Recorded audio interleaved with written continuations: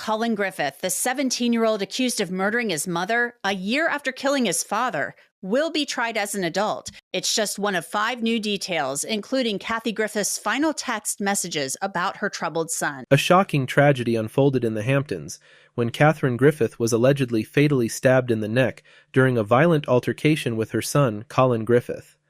The accused, a Florida teenager, faces charges for his mother's murder, just a year after he reportedly killed his father. Now he will stand trial as an adult, deepening the chilling narrative of a family torn apart by violence. Collin Griffith, 17, was born to Catherine Griffith, 39, and Charles Griffith, 43, who endured a bitter divorce after 20 years of marriage. Catherine had long accused Charles of decades of abuse, and the two were locked in a legal battle over Collin when tragedy struck. Charles had full custody of Collin at the time of their divorce in May 2020, and tensions only escalated afterward. Collin's older brother, Christopher, born in 2000, was already an adult when his parents separated. In August 2022, Catherine sought sole custody of Collin, alleging that Charles had prevented her from having any contact with him since a phone call on December 31, 2019, during which Collin allegedly begged her to come get him. Catherine accused Charles of turning her son against her, claiming he monitored her social media in a campaign to make her appear unfit. She also stated that Charles harassed and stalked her, causing her chronic PTSD, and requested a no-contact order. Catherine further alleged that Charles kept Collin isolated at home after he came out as gay and refused to allow him to attend school. She asked the court to mandate therapy for Collin, fearing the emotional damage caused by his father's parental alienation and emotional abuse. Charles countered with accusations of his own, claiming that Collin had no desire to see his mother. He portrayed Catherine as mentally unstable, alleging she struggled with drug and alcohol abuse. He said he cut off Collin's communication with Catherine after she sent the boy a handwritten suicide note in May 2020 and accused her of contacting Collin under the guise of an adult male on Discord to encourage him to run away. The custody battle came to a sudden end in February 2023, when Catherine was awarded sole custody of Collin just days after Charles was shot dead. Collin had recently graduated from the Academy, an alternative high school in Port Charlotte, and his mother's posts suggested he had plans to attend college. Collin Griffith claimed that on Valentine's Day 2023, his 43-year-old father, Charles Griffith, pulled a knife on him during a heated argument at a remote farmstead in Lincoln County, Oklahoma. According to the affidavit, Collin called 911, reporting that his father had chased him through the house with the knife, eventually cornering him in a bedroom. Fearing for his life, Collin said he grabbed a gun and shot his father twice. However, investigators soon began to question Collin's account of the incident after arriving at the scene. Despite their efforts, further questioning proved unsuccessful, as the 15-year-old invoked his Fifth Amendment right to remain silent. Due to insufficient evidence to challenge Collin's self-defense claim, the charges were ultimately dropped. Following the incident, Catherine paid $50,000 to bail her son out of jail. Collin then moved to Port Charlotte to live with his mother. On the afternoon of September 8th, Collin Griffith called 911, informing police that he had a fight with Mom and she is bleeding from the neck. When officers arrived, they found him calm and collected, despite being covered in blood. His first words to them were chilling. "I know my rights. I want an attorney," as his mother lay inside, bleeding to death. He met the deputies outside and he was calm, cool, collected, not upset, and he had blood on him. What we found inside was this knife. This knife is 12 inches long, and of the 12 inches, 8 inches of that is the blade. So he's saying that his mother fell on this knife. Detectives quickly launched an investigation, and the details of the scene began to raise doubts about Collin's story. The medical examiner, after performing an autopsy, determined that Catherine's death could not have occurred in the way Collin described. According to Polk County Sheriff Grady Judd, it is not reasonable or possible that she died the way he said she did. Adding to the suspicion, witnesses outside the mobile home reported seeing Collin drag his mother into the house by her hair 2 hours before he called 911. Despite his claims of a physical altercation, the home remained unnervingly neat and orderly when police arrived. As investigators delved deeper, They uncovered a startling connection. Just a year earlier, Collin had killed his father under similarly suspicious circumstances while living with him in Oklahoma. The pattern of his claims and actions in both cases was eerily alike. Catherine Griffith died after being fatally stabbed in the neck during a violent altercation with her son at her mother's home in the Hamptons, a 55-plus resort community in Central Florida. Catherine's final days hinted at the turmoil brewing in her life. In a series of social media posts, she spoke of her struggles and determination to live life to the fullest after a whirlwind year. A day after her birthday, she reflected, "No matter what I encounter, I have family, friends, and a community who support me, even on the days when I have not been the best me."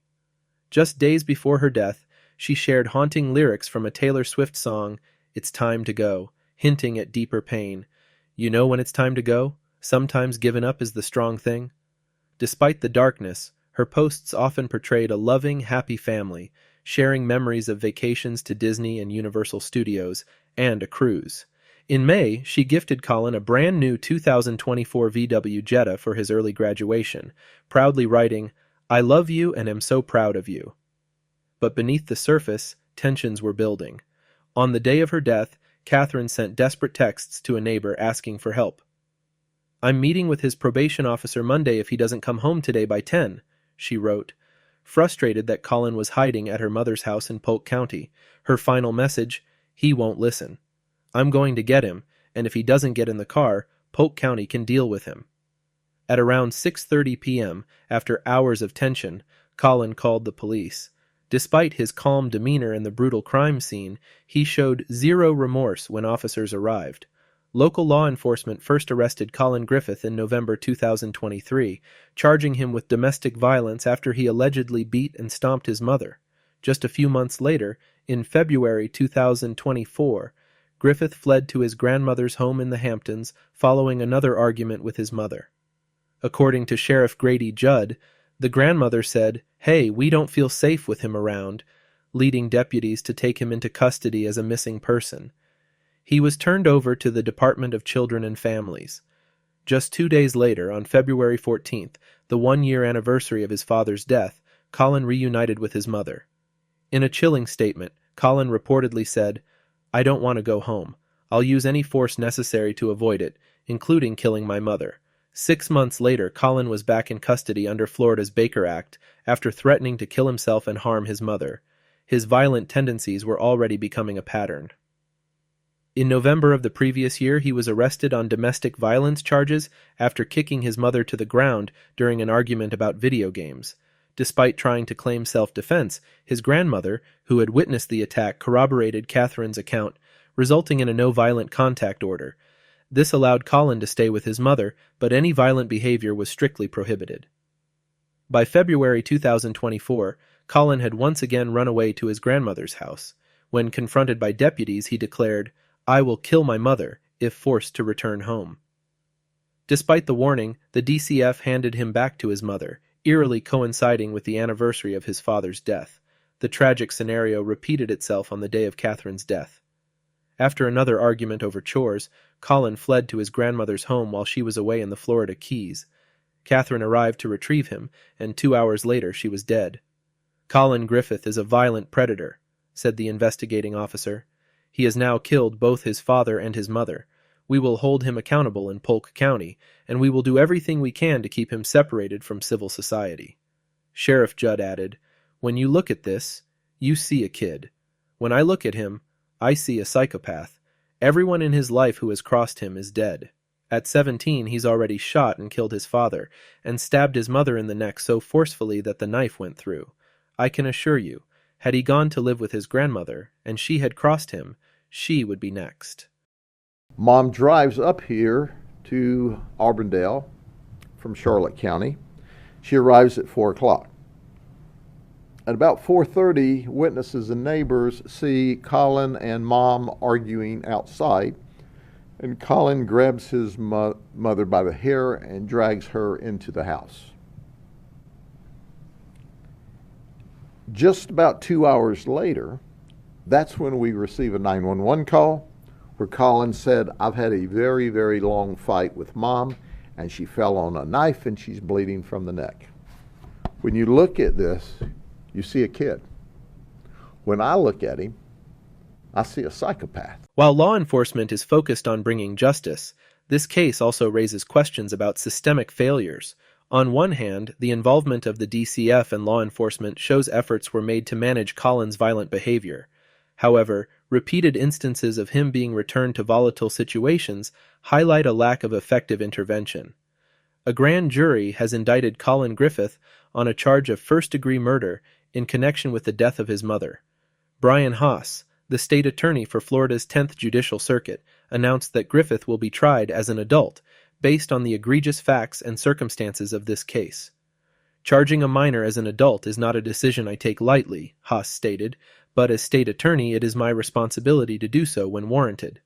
Haas also addressed the earlier incident involving the death of Griffith's father, further underscoring the severity of the current case.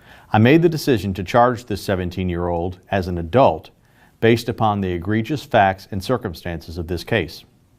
Charging a minor as an adult is not a decision that I take lightly, but as state attorney, it is my responsibility to do so when warranted. There have been many questions regarding an incident from Oklahoma last year where Collin Griffith killed his father.